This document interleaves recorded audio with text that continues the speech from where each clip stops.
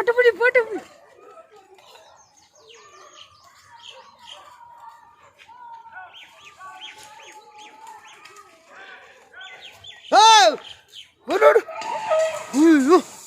போயிட்டார் அந்த கிழமை